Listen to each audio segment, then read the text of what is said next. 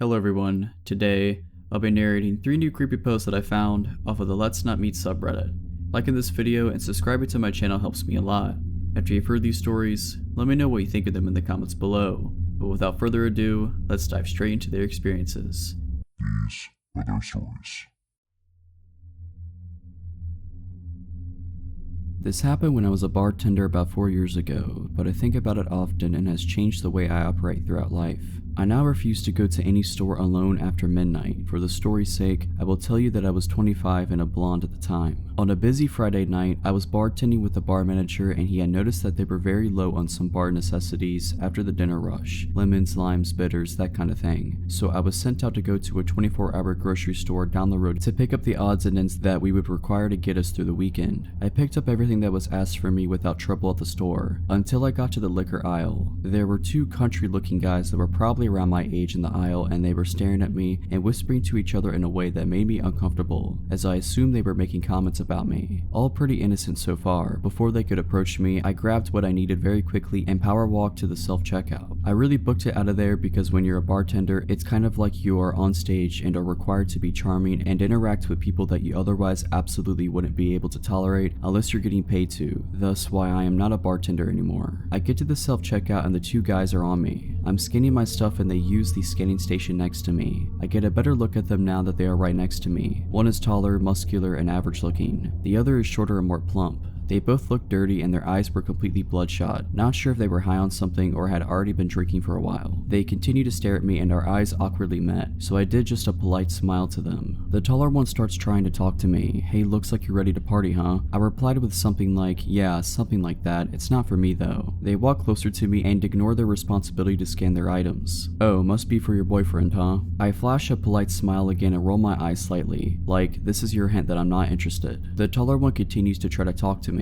"You could come hang out with us tonight. We could show you a real good time if you know what I mean." I reply with, "No thanks, I'm good. I have plans already." Well, the tall one starts to get upset that his moves aren't working like he hoped and starts using a more threatening tone and moves very close to me, like 2 inches away, but I ignore him, staying focused on the scanner. I don't think he had showered in a few days by the smell of him. He gets a little louder and says, "I see how it is. You probably only screw doctors and rich men like that. You think you're too good for us. We can show you that you aren't. We can teach you a lesson." Now, I'm not sure in what context he meant, but it definitely wasn't good. Still not looking at him, I turn away so my body is blocking his view of my purse, which I set on the scanner to grab my 4-inch pocket knife out and slide it up my jacket sleeve in case I need to protect myself, acting like I am searching for my wallet. I do this, however, in view of the self-scan worker standing at her podium and look at her with wide eyes trying to communicate that I do not feel safe and I might need help.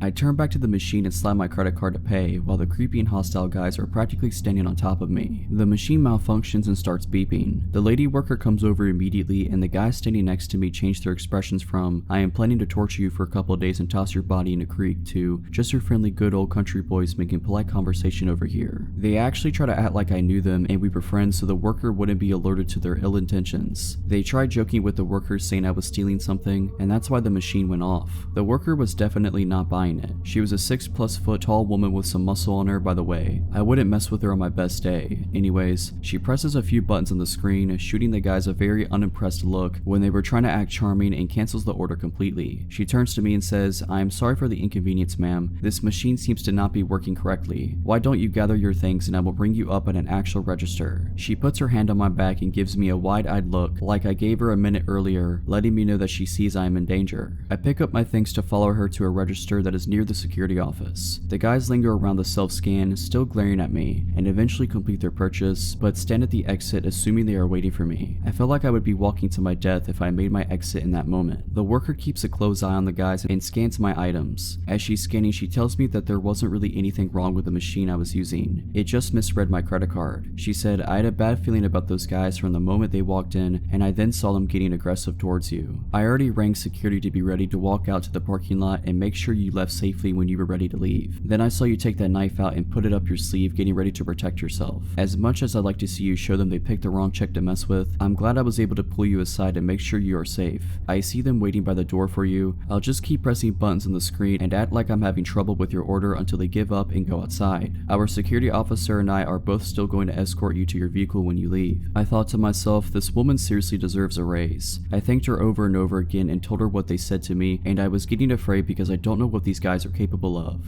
As I'm talking to her, my bar manager calls me to see what's taking so long. I explain what was happening and he was obviously very concerned and ready to come up there himself. By the time I hang up, the guys had given up and walked out to the parking lot. The worker said to give it another few minutes because she had a feeling they may still be in the parking lot waiting for me to walk out and see which vehicle was mine so they could follow me. My instant thought was, no way, they have to be gone by now. I was wrong. The worker and security guard escort me out, and as it was after midnight, you can imagine how empty the parking lot was. Towards the back of the lot, there sat an old big pickup truck running with the lights on pointed towards the store. It was a huge parking lot, and it wouldn't have made sense for them to initially park like that, so I'm assuming they moved the truck to sit that way so they had a full view of when I exited the store to go to my vehicle. It was like being stalked by very hungry lions. When I unlocked my car and they saw that me, the worker, and the guard were looking directly at them and that I wasn't getting in my car until we watched them leave, they then peeled out of the parking lot. I mean, they seriously did a burnout to establish that they were pissed and trying to intimidate us or something. I thanked the worker and the guard over and over again, as I am certain they had just saved my life, or at least saved me from having to live with whatever those guys were planning on doing to me. I did write a long letter to the store manager and to their corporate location describing how their employees protected me and how grateful I was. I really hope that earned her a promotion, bonus, or raise. She didn't know me at all and was ready to protect me, which really isn't her job, but she did it anyways. Needless to say, I do not go late night shopping by myself anymore. Never will again.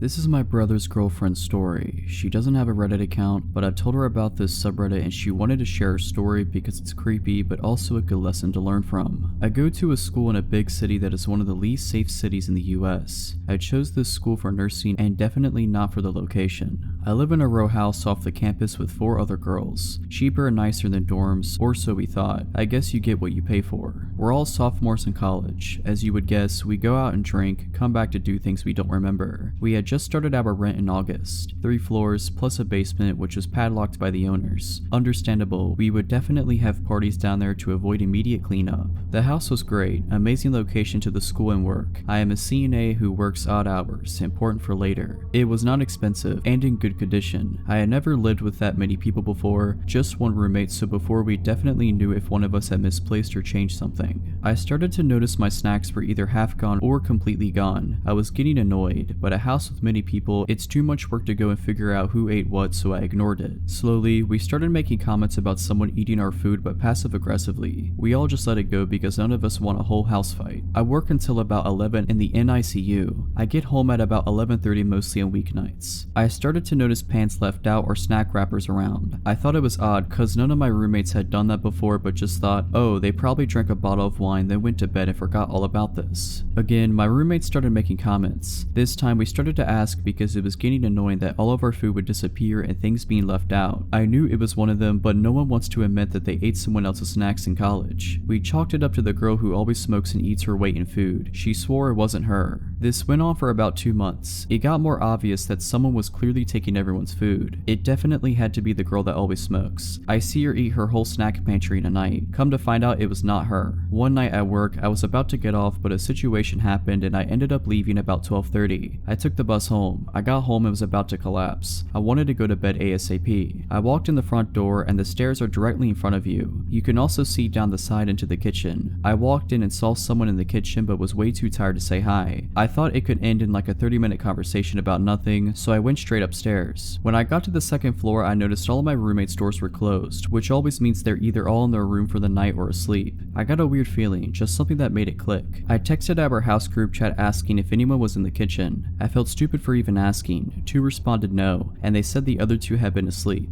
I knew it wasn't any of my roommates down there at that moment. I dialed 911 but didn't press call. I crept into my roommate's room across the hall. Thankfully, she didn't have her door locked. I whispered telling her I think someone is in the house. She gave me the widest eyes ever and almost looked like she was going to cry. She didn't suspect anything like I had, but for reference, there was a shooting in the house 2 doors down only weeks earlier by an intruder. She mouthed to make the call. The whole time we were dead silent. We didn't hear anything at all. I was starting to think I was seeing things after such a long day at work and was regretting that I dialed thinking thinking I'm going to look like an idiot when they show up and I was just exhausted and dreaming. We explain what's going on and they said that they will send someone ASAP. That actually does mean right away since it is a big and dangerous city. The police showed up and I didn't even want to go downstairs, but the operator confirmed it was them, so I did. The police come in and look around. I'm thinking, I look so dumb right now. They ask if there are any other floors. We tell them technically the basement, but it's padlocked, so not really. They check the basement just in case, and well, they were right. A man had been living in the padlocked basement. The lock was pulled off the hinges and just kind of propped against the wall. We never looked at that though. We rarely went out back. The guy had taken a comforter out of the hall closet and had a mattress from somewhere in his clothes. He was the one moving and eating all of our stuff. He would come out in the middle of the night and do it. He started getting more comfortable. I'm not sure if he was drugged out and forgot to clean his tracks or if he didn't really care. Me and my roommates have pretty consistent schedules during the week, probably letting him think that any time after about 12 was good to come out. We never slept with our individual doors locked, and that's what freaks me out the most. He had access to any one of us at any moment, and we had no idea.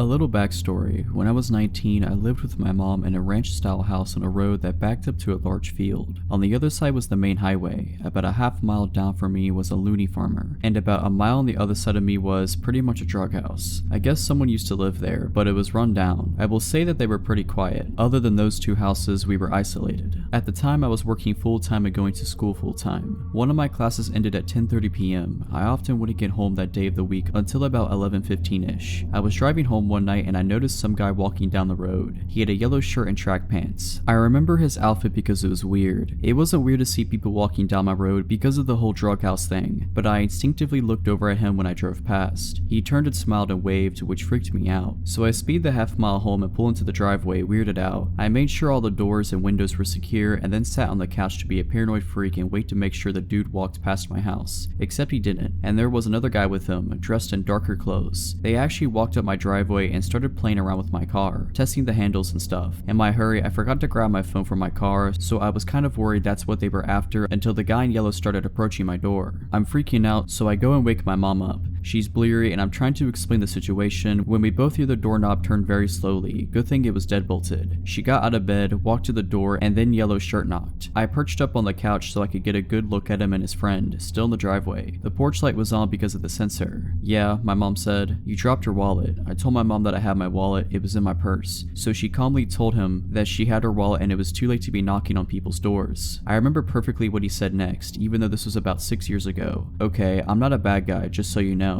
We were all pretty still. No one moved, not even the guy at the door. Not even when the porch light went off. Then he tried the handle again. My mom told me to call the cops so she could get the gun and I told her I didn't have my phone. So she walked to the kitchen to grab hers from the charger. She handed me the phone and walked to the bathroom. I stared out of the window into the backyard. Then she went to her room to grab her Ruger. I was talking to the cops and explaining the situation all while watching the two guys, explaining that they were two suspicious guys at our door when my mom came back out and said, "One in our backyard too," which explained why she had looked out the bathroom window. She glimpsed him from the kitchen and went to get a more discreet look. My mom walked back over to the door with her gun and loudly said, "If he tries the handle again, I'm just going to open the door and shoot him." I don't know why she said that instead of waiting for the cops to arrive, but the guys took off down the road. I told her and she rushed to the bathroom, where the guy apparently in the backyard saw his friends running down the road and sprinted off too. They were going in the direction of the drug house. The cops searched our house and our yard and went to the drug house, where they found 5 dudes hanging around. One was the yellow shirt guy and I'm assuming his friends were with him. They did get arrested and nothing weird like that ever happened again, but I was on edge for a while. I still make sure the doors are locked at all times every day, even though I live in a much nicer area now. Alright, so that's it.